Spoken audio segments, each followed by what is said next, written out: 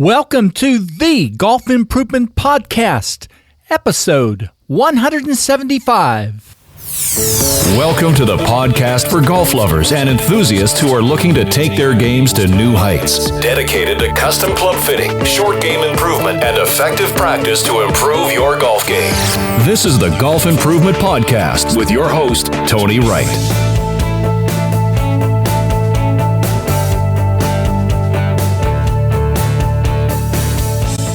Hello, this is Tony Wright from Game Improvement Golf in Oak Ridge, Tennessee with the Golf Improvement Podcast, dedicated to sharing useful information on professional club fitting, short game improvement, and effective practice techniques. I create exceptional golf clubs. You shoot lower scores.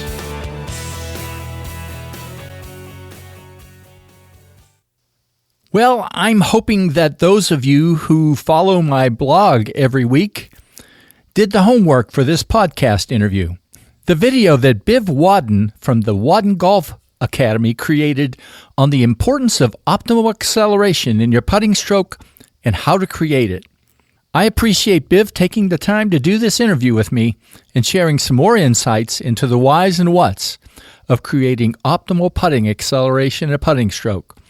So enjoy more information on the little girl leg kick from Biv Wadden. www.gameimprovementgolf.com.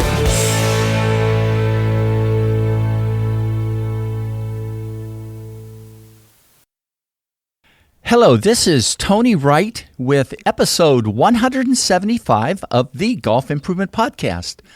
My guest today is a friend, Biv Wadden, with the Wadden Golf Academy in Bloomington, Illinois. Biv has a very interesting and varied background. He's a Class A PGA professional. I had forgotten he's a Level 9 AGCP club fitter, and he's a flat stick certified putting instructor.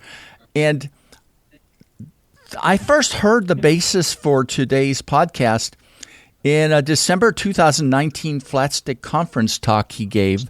That was an eye-opener, I think, for many of the people who were there, and hopefully it will be a little bit of an eye-opener for many of you listeners today. So, Biv, and you posted the YouTube video that I put in my blog today, I guess maybe 3 or 4 months ago, and I said, hey, let's do an interview. So it's great to have you on and to talk about things that are so important to people who really want to be good putters. So, hello, Biv.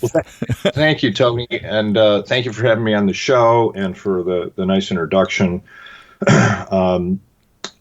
Perhaps a good place to start on this is with kind of my personal story. Yes, for sure. How did I get into golf instruction? How did I get into the putting subsector of golf instruction?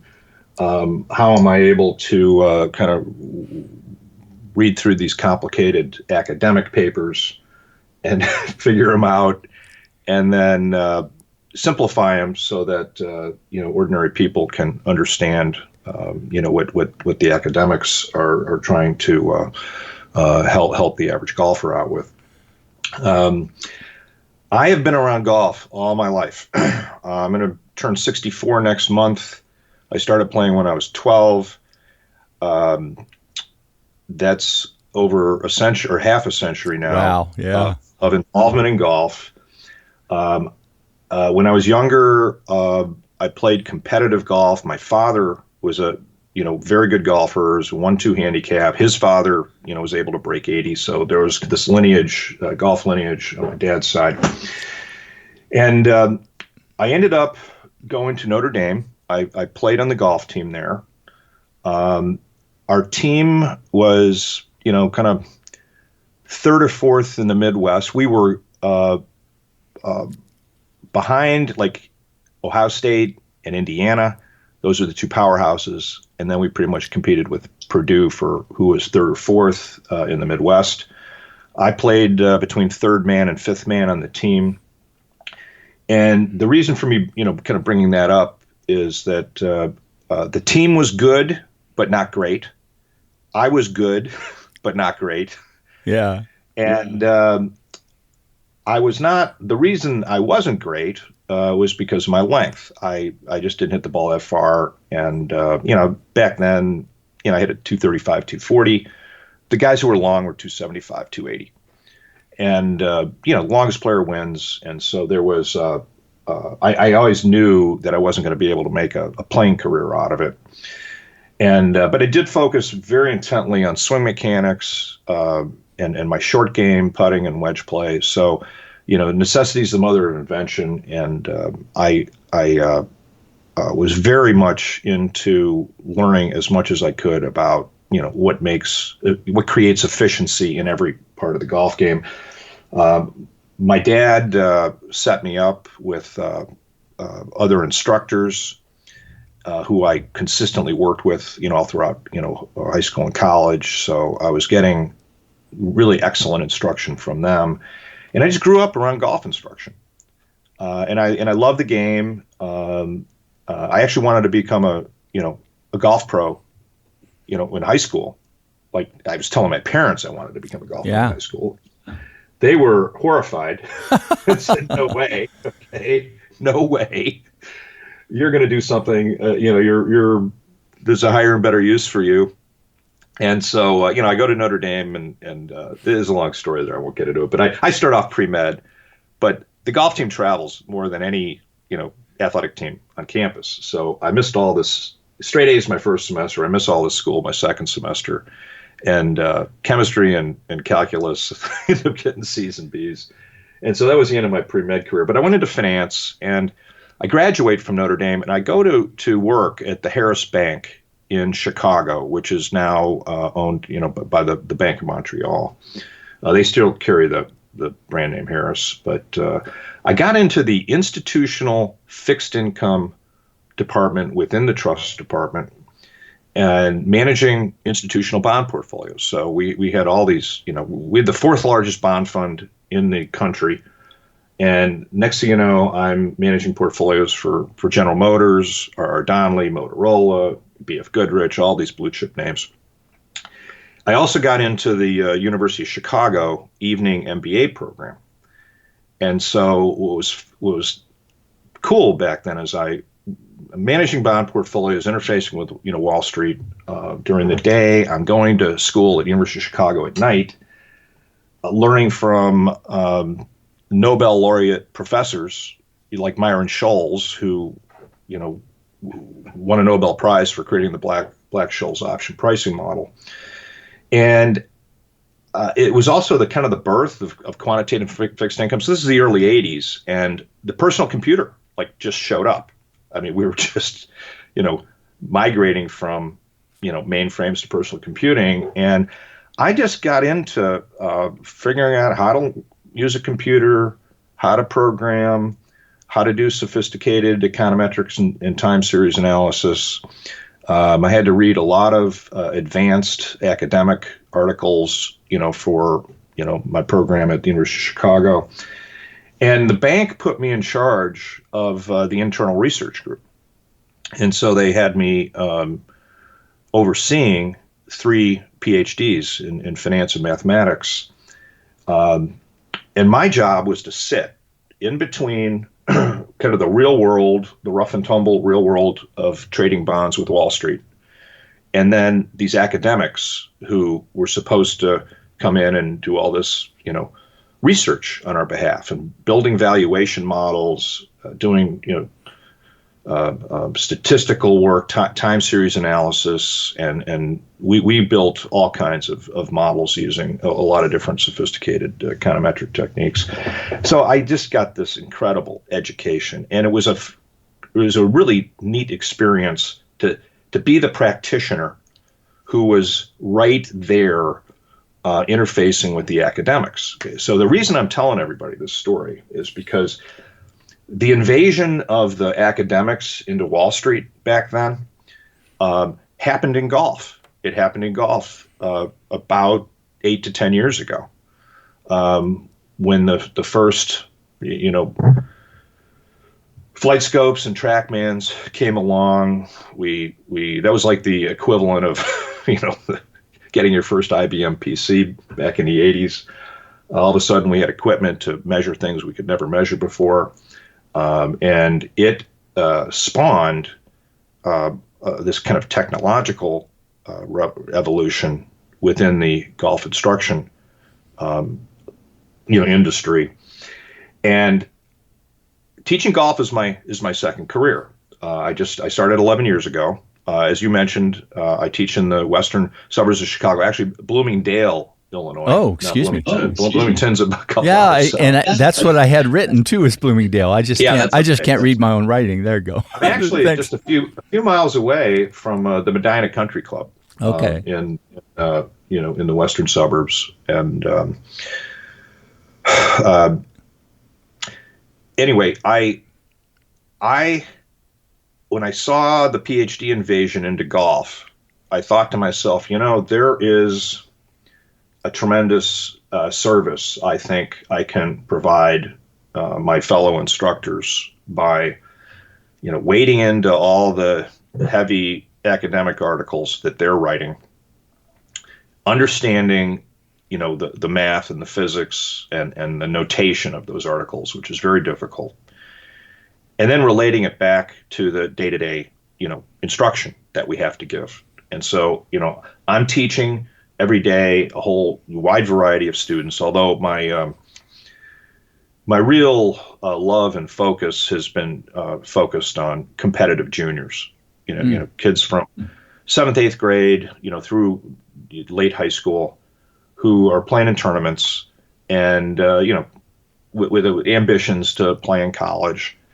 And most of my kind of teaching practice was focused on kids like that. And I was, in the first 6 years, I took my suit and tie off to go teach golf.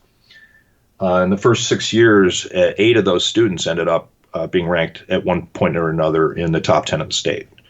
So I was, I was successful with that. A little story about me getting into instruction. My son, when he was, I don't know, he was probably in 5th, 6th grade. He took an interest in golf. So, just like my dad did with me, I started teaching him. And he turned into be a really, really good ball striker. And I was successful, teaching him mechanics that worked out, for him quickly and effectively. But he could not putt. I mean, he would, he would routinely hit 12 to 15 greens around as a freshman, and on difficult golf courses. At the time, I belonged to two, country clubs in Chicago that were hard golf courses, and he was easily hit 12 to 15 greens around, but would have at least 3 putts, and an occasional 4-putt. And I remember a tournament I took him down to in St. Louis, and the poor guy had 10 3-putts in the tournament. 10. Oh my gosh! Yeah. Oh my gosh. So I had exhausted all of my personal abilities to help him with putting, and so I started taking him to notable putting instructors. I started with Todd Sones here, who's a well-known putting instructor here in Chicago. I took him to Joe Bosco, who this is I know 2005. He was one of the first to get a Sam Putt Lab. Yeah. And so I heard about the machine. I thought, let's go put Jack on the machine, see what Joe finds out. And then Joe was bringing in Stan Utley a couple times a summer, and he recommended to me that we sign up for Stan. It was very expensive, but I thought, this is going to be for me too. So I signed up, and we worked with him extensively over kind of 2 different trips that he made to Chicago. And anyway, through my efforts to help my son, I became exposed to both, local and national, elite, putting instruction. And by the way, Jack did start putting better. Yeah. And I started. I was always a good putter, but I got even better. and a lot of guys I was playing with were noticing how well I was putting, and of course they wanted, like, Biv, tell me what what do you got here, right? What do you got, right? And by the way, I was also doing some club fitting for my son. Yeah. I did all the club repair. My father was a lifetime member in the Illinois PGA here, and I didn't say that in the beginning, but I did all his club repair and club work back when I was in high school and college. So the next thing you know, I'm being asked to build drivers, to build fit people for putters, give putting instruction, and I'm a businessman. I'm still in business, as a institutional asset manager. And then the financial crisis comes along. And I actually, that part's a long story. I won't get into that, but I actually left the industry kind of at my height just before the financial crisis started. And had I not, I would have been sucked into that, the middle of all that, chaos. Yeah. And so I got lucky there. But it was clear at the time the kitchen was going to be closed from an employment standpoint for years, and for me. And I started hanging around with my dad, and he's teaching all these people, and he's got these, really young, great juniors, and I start helping them. And I just loved, I always wanted to be a teacher. And I thought, maybe this is the time to pivot in my life away from finance towards teaching. My dad was horrified. He did not want me to do it. Yeah. But I said, you know what? I'm going to do it. And so he did insist that if I did do it, I should join the PGA, which I did. And that was a really good advice from him. Because the people I've met, over the years through the PGA kind of network have just been phenomenal. So anyway, so my first, if I was going to teach, I thought, well, I need to have something extra to bring to the table. I thought I was going to be a good teacher, but I just wanted to bring something. And the original thing was club fitting, and that's why that's how you and I met down at the AGCP conference down in Columbus, Georgia. And there were two other guys I was hanging with, Russ Ryden, who top 100 club fitter in Dallas, who runs the two things, the Golf Shaft Reviews website. He's considered to be one of the top experts in golf shafts in the country, and he also has this video blog effort, devotedgolfer.tv. And then the other guy was Leith Anderson, and Leith was top. Yeah, Leith was always into the world of putting, wasn't he? He was other things. He did club fitting too, but his primary focus was on club fitting. And he began in San Francisco. For 25 years. He was doing his club fitting in San Francisco. And for your listeners who are on Golf WRX and My Golf Spy, Leith actually spawned that entire industry. He started a kind of an internet blog back in the mid 90s. He was the first one to talk about, I put this head on that shaft, and I got an extra 15 yards using this launch monitor. And back then that was just way out there, and everybody wanted to know the next great combo he was going to come up with. So I got to know him over the years, and he ends up leaving San Francisco for personal reasons and moved to Indianapolis. And we had become PGA show buddies, which, we would go and we would stay together at the PGA show. We would walk around together for, the whole week. And about 5 years ago, we're at the show, and we're walking around, and, he had a sand putt lab. But then, the first thing he does is he upgrades, gets the putt station, he upgrades the software, spends a few $1,000s doing that. Then he drags me along to a dinner with the guys from the Quintic ball roll monitor. And the next day I see him writing a check, like an $11,000 check for the Quintic ball roll monitor. going, Leith, why? That's why are you doing that? And then he goes to the Capto booth and he writes a check for $2,000 for a Capto device. And then there was this biomech company. He buys 3 biomechs for $1,000. And then, then who knows how many putters he actually bought from the OEMs while he was there. And, after I'm watching all this, I'm going, what are you going to do with all this stuff? And I'm nervous. I'm worried about, him like spending all his money, and there's no way he's going to be able to either physically use some of the stuff because he's in his early 70s at the time and not in great health. So I come home from that and I'm feeling sorry for him. And I start driving down to Indianapolis to help him learn how to use the equipment. And I was kind of intellectually interested in it. And next thing, one thing leads to the next. And I actually help, I teach a few people putting. And Leith realizes, holy cow, this guy can teach putting. And I've been teaching putting like for a long, long time already. I knew I could teach putting. Leith didn't know I could teach putting. So he says, wait a second, you need to start coming down here all the time. And we're going to team up and build this out. And so I did. I started coming down, 3 or 4 days a week, every other week. And I actually did that for 2 years. And the first year was spent just learning the equipment. I did become the only, and maybe this isn't true any longer, but I was the first one to become fully certified in all 3 of the big, major putting analytic devices. So it's, Sam Putt Lab, the Quintic Ball Roll Monitor, and Capto. There's multiple certifications required to get fully certified.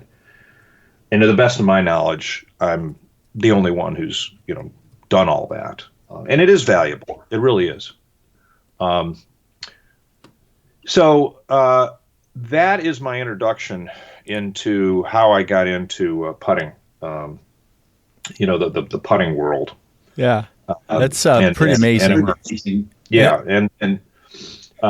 Now I talked about my kind of intersection of, my being in the middle of being a teaching practitioner and then the academic world.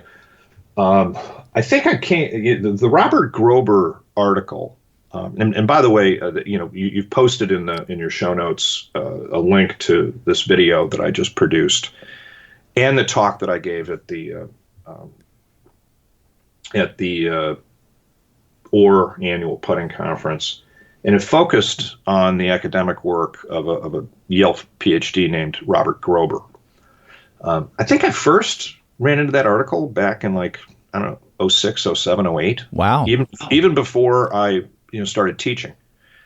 And I read it and this is interesting, but it's really heavy duty from a physics. And, it's not for the faint of heart, right? Yeah. And so even I, at that point, I set it aside and but I thought it was interesting. But then when I got into the putting instruction with Leith, I dusted it back off, and I was also more advanced in I kind of re-educated myself in physics along the way with, a lot of, there's courses, biomechanics courses to go out and take from, Sasha McKenzie and Phil Cheatham and Dr. Young-Hoo Kwan and the guys at Penn State. And so I'd done all that. And all of a sudden I'm reading this paper again, and it means a lot more to me. And I thought to myself, well, I need to integrate this into my teaching, my putting instruction. And, I was successful, again, in a short period of time, changing people's acceleration profiles in their putting. And this is a second derivative. And so can you really teach? It's hard enough to teach a first derivative. Can you really teach somebody a second derivative? But I was able to do it, and I was able to do it fast and pretty simply. Now, and for people that don't think in that all the time, I mean, it's a little easier to teach things related to distance or velocity, but acceleration is a little it's higher level. Yeah, right. It's a change and a change, right? Yeah. And so So I'm in many, many more putting specific conversations. Leith and I we're going to different seminars and conferences around the country, the PGA show, and I'm realizing that not many other putting instructors really understood the importance of a good acceleration profile, and they didn't think it. They didn't know enough that it was important, and they certainly didn't think about teaching it. And I thought to myself, if I don't get out there with this information in an organized way, this work's all going to get lost. If I get hit by a bus, this work's going to get lost to history. By the way, Robert Grober, who was at Yale when he did all this work, now works for a hedge fund, a very secretive, big time hedge fund in New York. And, he's lost to Yale, and he's like flying under the radar screen. He does work for the Department of Defense. And he's like, running undercover out there. Oh, yeah. And so, I don't know. I thought that annual conference that David puts on every year would be really the place for me to begin the education process of how important this is, how to think about it. And so you were there, and when I did that, and it's a deep topic. I spent, for your listeners, I spent 3 hours lecturing on this, and David only gave me an hour and a half. But that's right. But the good news was everyone was engaged and wanted me to keep going, so we did. But afterwards, I came back. I thought I've really got to shorten this up and reduce it to its elemental elements, basic elements, and get a crisp explanation. I did another one at the PGA show. Got it down to an hour and 15 minutes. And then this last video that hopefully everybody will watch after this is 27 minutes. And that's about as quick as you can, get through it. And there's really kind of two little pieces. And I'm going to go back for a minute. What you said that you did, it kind of resonated. That's funny. Resonance in putting resonated with me because I always, when I worked at the laboratory in Oak Ridge, it was about taking some analysis and trying to make it real world, right? And the two real world parts of resonance in putting to me, I think are, maybe there's three. One is, having a constant velocity at impact in your putting stroke, which is kind of zero acceleration. But then that little concept of little girl leg kick that you talk about in the video, but it really is constant force at the start and very similar force at the at the transition. When you take all those pieces together, that's what kind of they wrap around in a little way. What's going on in all the detailed analysis, Grober, right? Right. So what Grober did in this article, and the title of the article is Resonance in Putting, and you can Google Robert Grober Resonance in Putting and get at it. And by the way, if you do read it, the plain English version of it is readable. Just ignore all the formulas and just read the text, and every golfer will read the text and get exactly what he wants you to do. Okay. But there was the punchline of the paper is that when, and you kind of have to become facile with the relationship between acceleration and speed, but if there's an intended speed, you line up a putt and you're thinking, okay, I've got an intended direction and I've got an intended speed that I want the ball to go. Okay. Well, there's a relationship between the club head speed and the ball speed. Okay. So we're intuiting that, we're feeling it. And when we hit the putt, we're really, starting with the club head speed and it translates, into a ball speed. And there's this idea that we have about how to connect all that and produce the right speed. If a putter head is accelerating through impact, and how many of us have heard that, like from, the first time we played golf, son, you got to accelerate through the putt, that's actually precisely what you don't want to do. When you manage that acceleration down to zero, so there's positive acceleration as the putter head's approaching the ball. And then if you're able to manage that positive acceleration down to zero, and that may sound like it's difficult, but it's really not in real life. Okay? You just have to be, taught how to do it. The velocity of the putter head reaches this kind of stable state, right before impact. Okay, it finds that intended club head speed that you're looking for, and it hugs it. It just sticks right there. And so imagine if you are accelerating through impact, the speed is increasing. It's still increasing. It's not constant, and so it's increasing through impact. And if the putter head gets to the ball a little bit early or a little bit late, okay, you're going to have two dramatically different, speeds. Now, if the putter head speed is constant going through impact, if the putter head gets there a little bit early or a little bit late, okay, it doesn't matter with respect to the speed. Now, it might matter with respect to, the ball direction off the face, but it won't matter with respect to the speed. So, Grober tied the acceleration profile to the success that a golfer would have with distance control in putting. Okay? So if you're accelerating through and you got this, highly variable speed, you're going to have problems with distance control. Now, there's a product, the analytic devices. It's called Capto. It was invented by a scientist named Luca Mensi from Florence, Italy. And probably 3 years ago maybe 4 years ago at the PGA show, he introduced that product. And this is another piece of the story. I see the product, and of course Leith just bought it, right? Yeah, he just buys what he could buy, right? and I'm looking at it, and I see that there's this acceleration page, and there's this like sine wave on the acceleration page, and I ask Luca, I go, "Is this Grober's sine wave?" And his eyes get real wide, and he goes, Robert Grober?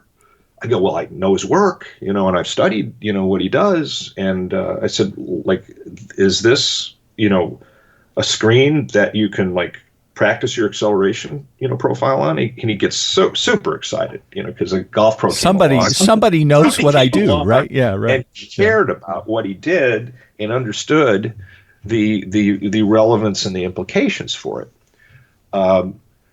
So the next year at the PGA show, I come back and I'm, chatting with him, and I'm showing him, how I had a lot of examples because I was able to use the Capto device in the intervening year.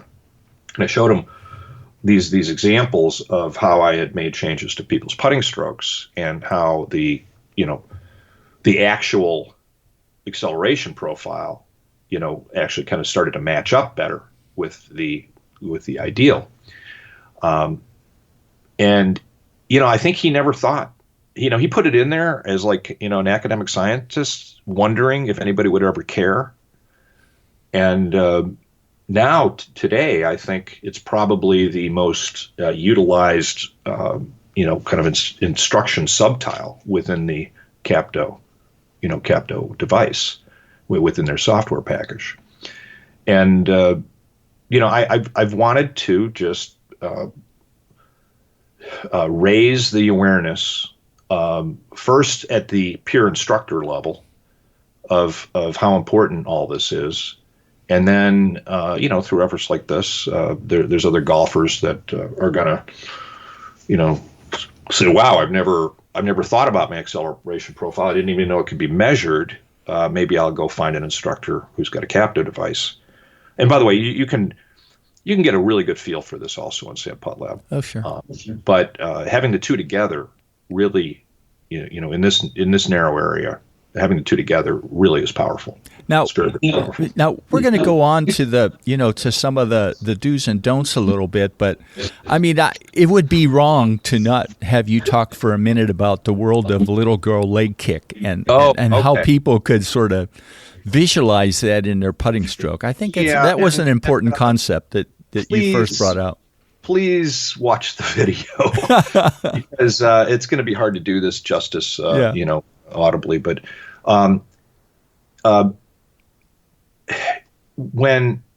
imagine a little girl in a swing, okay, and she's swinging back and forth, and the top of the swing, where the rope connects to the the top of the swing structure, is like the fulcrum of that swing, and she's got to kind of get going, and the goal is to sustain a constant amplitude and rhythm to her swinging back and forth. And it turns out that at each end of the kind of swing, she has to put a little force. You first pull back on the rope, and then when you're moving backwards, you pull back on the rope and you kick your legs forward, and that little force kind of sustains, the movement back. And then you get to the end, and this time you're gonna kind of push on the rope and then kick your legs back. So in physics, when you're trying to find a natural resonant frequency, you're looking for that little teeny force application that sustains, a kind of the amplitude of a frequency, to for instance, a pendulum moving back and forth. Now in the putting stroke, we don't have the luxury of we don't start from movement in the putting stroke. The putter head is behind the ball. We're starting from a dead stop, and we have to take the putter back. We got to transition it. We got to go move through the ball, and then we got to get it all the way through to its finish. And that difference requires you moving at what a physicist would call twice resonant frequency. Okay, and so what you notice is when you're looking at putt times, your backswing time is going to be roughly 2/3 of a second. Your downswing time is going to be 1/3 of a second. 2/3 divided by 1/3 is a ratio of 2 to 1, and so if you get on a blast device, the most common kind of retail device that your listeners might have access to is the blast motion device, and it's measuring your backswing time, your downswing time, and it's looking for a 2 to 1 ratio. And Grober in this article establishes the kind of the physics behind this twice resonance and 2 to 1 ratio, and it's a part of being able to successfully manage that acceleration profile down to zero, so that you achieve the constant velocity at impact. So the equivalent of the little girl leg kick in your putting stroke is just this: you're moving your body back, and you got to start moving. You're moving your body back to the end of the backswing. And in order to slow the putter down and start moving it in the other direction, you've got to take your body and start moving it back to the target. And what happens is you can't really do that without a little bit of torque developing in your elbows and your wrists. And that's why we get this little micro movement in our wrists as we transition back. And in the video, I talk about, how much that it ought to be kind of 2 to 4 degrees of a change in the wrist movement. Definitely not zero. If it's zero, you're going to lose the rhythm of that little girl leg kick in your putting. And if it's 7 to 8 degrees, you've got too much. You've just got way too much, and there's going to be instabilities, and you won't be able to manage your face. So one of the more popular, newer analytic devices is the Hack Motion device, right, that actually measures how your wrist angles are changing.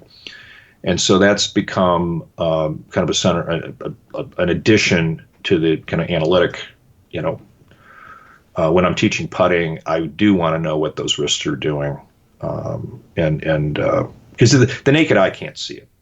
And the other thing, the naked eye really cannot see the acceleration profile. You need these devices to measure these accelerations. I'm pretty good at seeing, like if I look at somebody's stroke, I can tell whether they're positively accelerating an impact or not. But I miss it 20% of the time. I don't get it right. So it really does help to have these devices to basically, be a sophisticated, second set of eyes on this. Yeah. Now, go ahead. Go ahead. Go ahead. I just want to talk about what the do's and don'ts of I think that's good. You sent me an extra sheet about that, and I think it's valuable to do that. Go ahead. I'd like to call to your listeners' attention as they're listening to this and wondering, geez, do I have a problem in this area or not? Here are things to think about in your own putting stroke. Okay. The first obvious one is, are you telling yourself to accelerate through impact because you grew up with that idea, being told to you? Okay. If you do have that idea in your head, chances are you're doing it. And then as you try to get it out of your head, what can you what are the signposts that you want to achieve to like making, without one of these analytic devices, to giving you a clue as to whether you're getting rid of positive acceleration? When an acceleration is a force, right? So if there's really positive acceleration through impact, you're literally going to be putting extra forces into the club, through impact, and it shows up in the length of your follow through relative to the length of your backswing. So you'll always have, if your follow through is a lot longer than your backswing, you are putting extra force, and said another way, positive acceleration, through impact. So the first thing you need to do is to kind of like rearrange the magnitudes of your backswing length versus your follow through length. And the first thing I do is to teach people to just stop the putter head well short. You got to kind of change things up. And as soon as you hit the ball, you've got to take an active roll with your hands and arms and stop the putter head. And it's actually that act, of stopping the putter head immediately after impact. Your brain is basically taking all of the positive acceleration out of the club head, pre-impact, in order to do that. And so that's the first thing to positively do to kind of change things around. Now, a couple of things.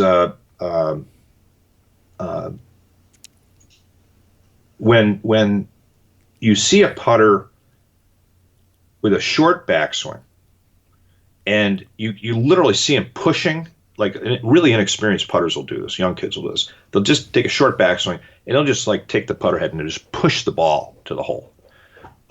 That's clearly an over-acceleration.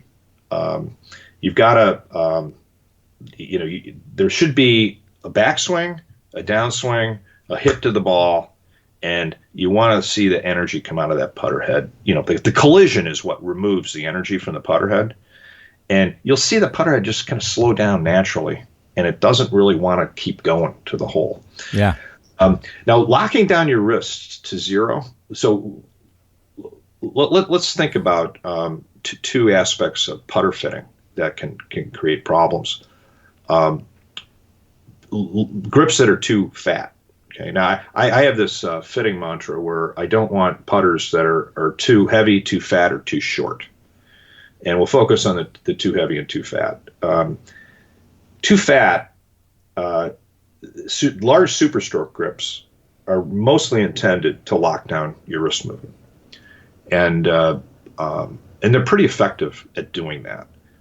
The problem with that, there's a couple problems with those fat grips, but from a timing standpoint, if you lock down your wrists, you're going to lose the feel of the change in direction, the change in the transition, and just the natural subtle wrist movement and elbow movement that occurs. And I mean, this is really subtle, but if you're stiff like a robot, okay, you're going to lose your ability to kind of time things, and you're going to suffer distance control wise. Now, there's other issues with fat grips. I think if you hit it off center, you don't feel off center hits as much.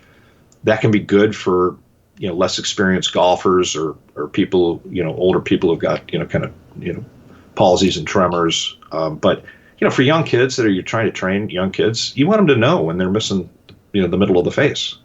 I mean, one of the important things of putting is getting the middle of the face, the sweet spot of the face, going through the middle of the ball. And if you can't feel that, if it's all dulled out, you're missing a really important feedback mechanism. Now, too heavy. One thing I didn't get a chance to get into here is that Grober, in his article, wanted the cumulative takeaway forces. Imagine there's two sets of forces that really get the putt hit. There's your takeaway forces that go, take the club head away from the ball. And then there's the transition forces that get the putter head slowed down to stop, and then they keep going towards the target to get the putter head reversed and going through the ball to the target. So we have takeaway forces and we have transition forces. And when you kind of sum the time series of all those, you want the sum of those to be matched up. And this is what the Capto device is so excellent at doing. It basically, there's a screen on there that literally shows you how well you're matching up those kind of takeaway forces and transition forces. Now, if a putter is too heavy, and I know you've got a lot of fitters in your listening crowd, if a putter gets too heavy, the human being is going to struggle with, matching the takeaway forces, just managing the takeaway forces and getting them to match the transition forces. And I'm going to throw some numbers out.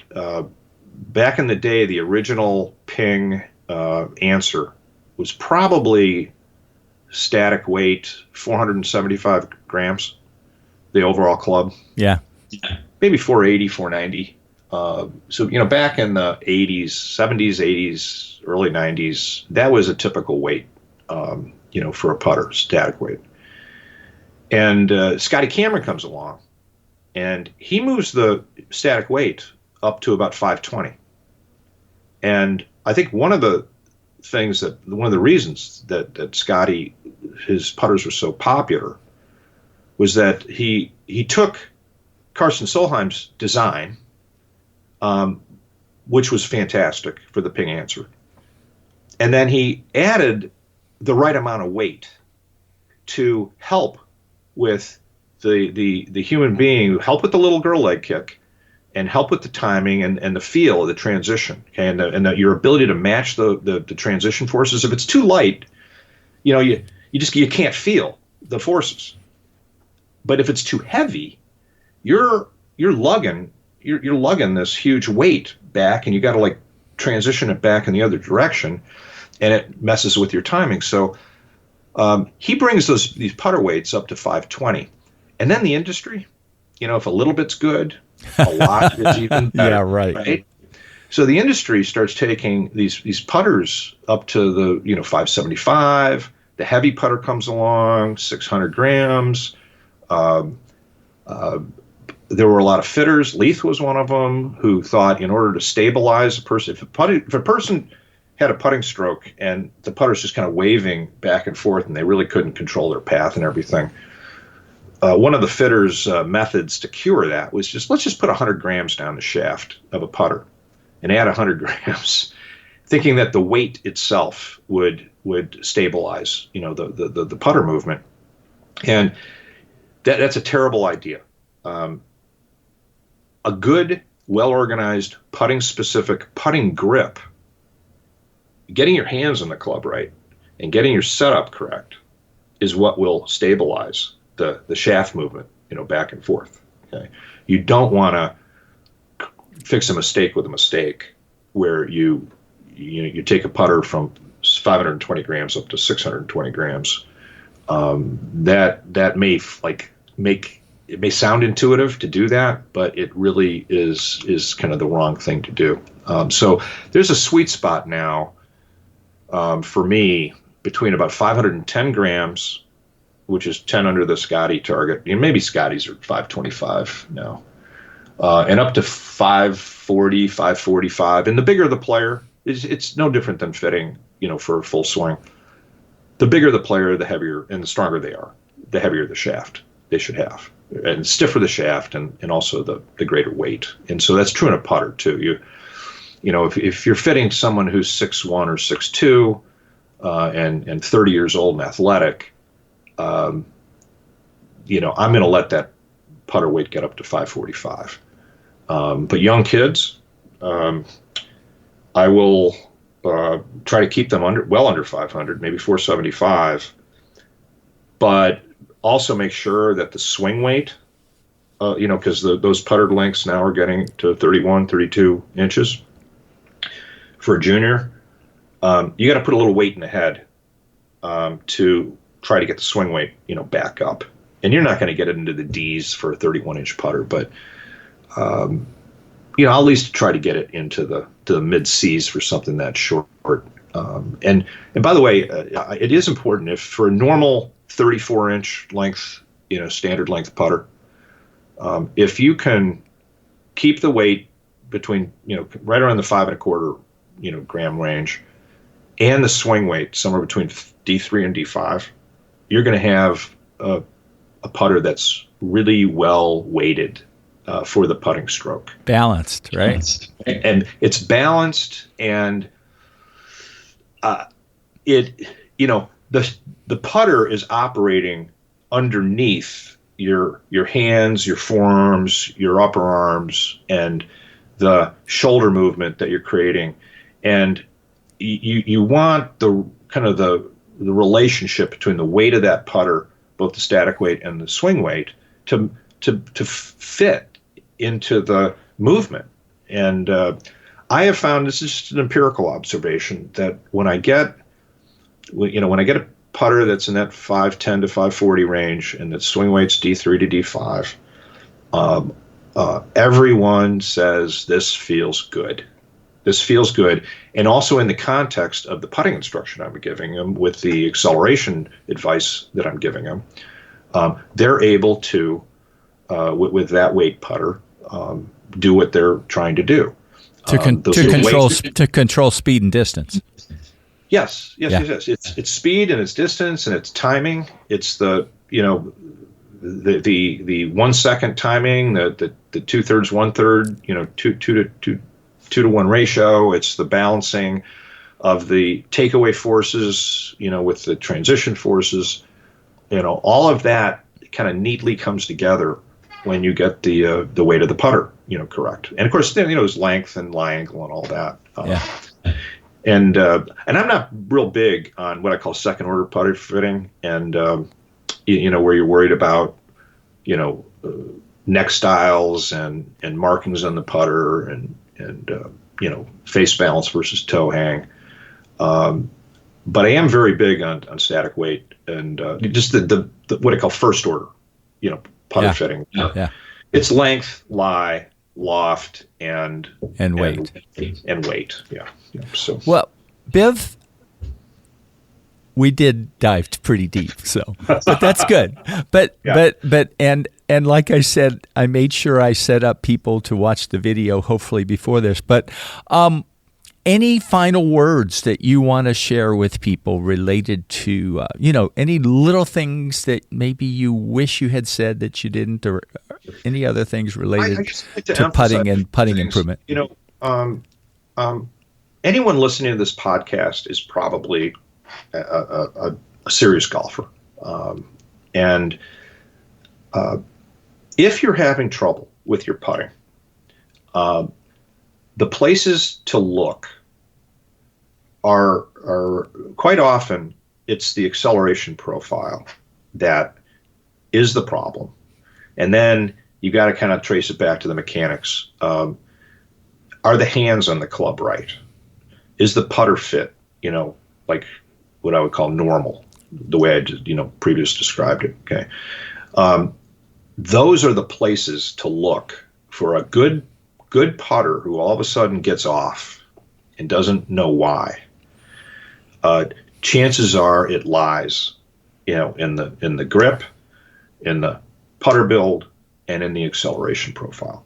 So I would encourage anyone who's struggling with that to find an instructor who has either Sand Putt Lab or Capto device or both, and who also understands putter builds and what to do with them. Go seek those people out, and there's a good chance they'll be able to help you.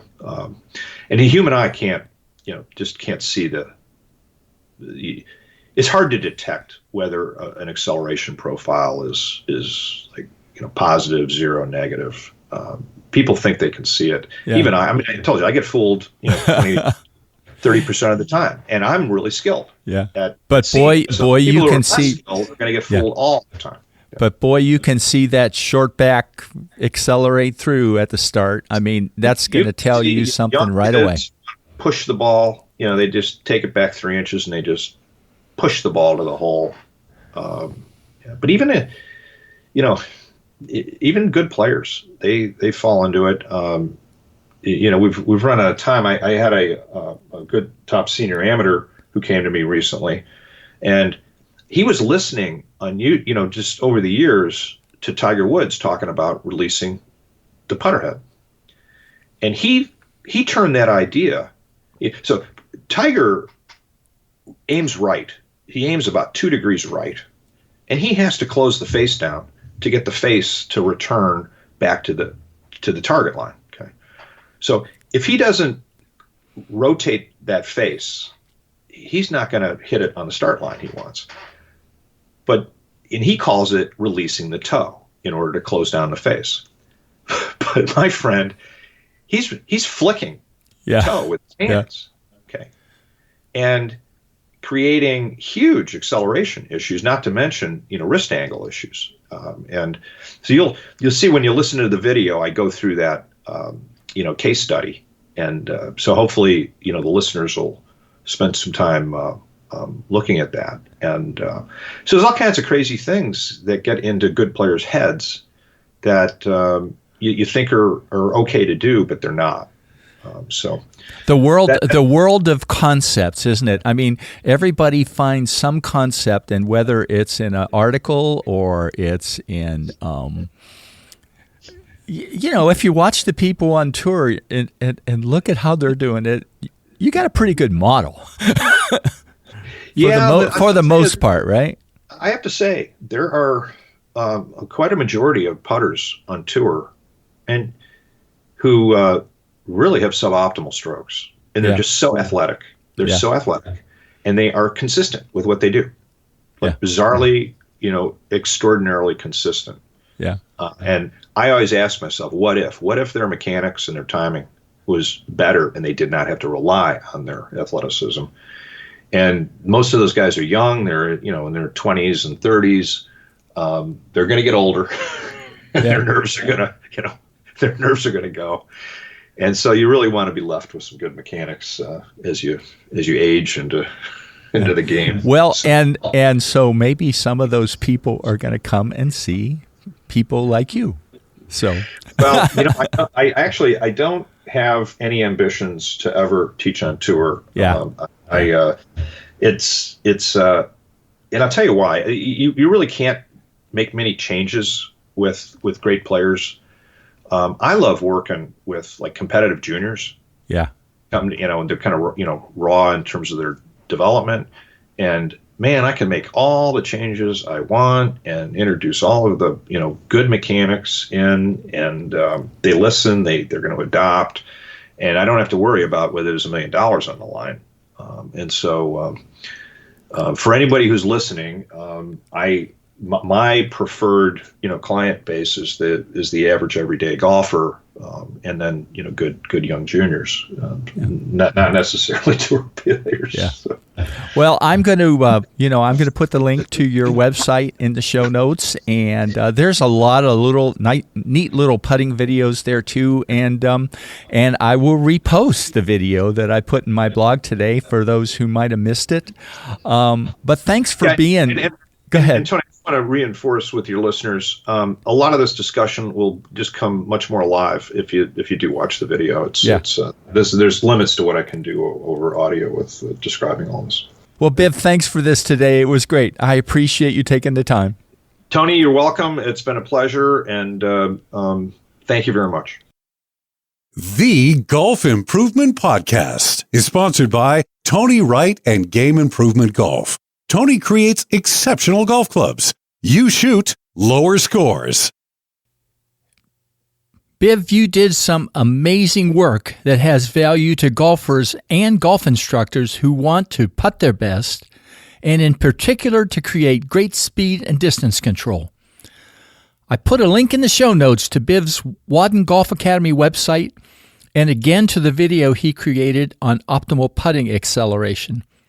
And finally, Biv also shared some background slides that can help you listeners who want to understand a little more deeply the details of what he did.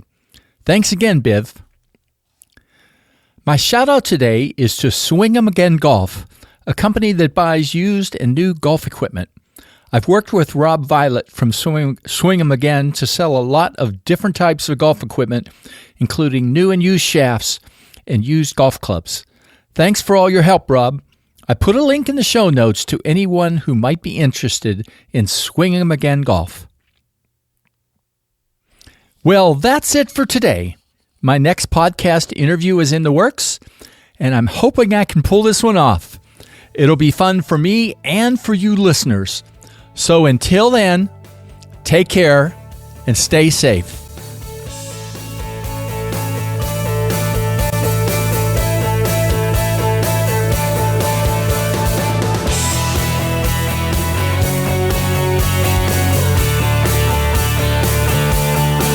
Game Improvement Golf, your source of information and inspiration to become an exceptional golfer now.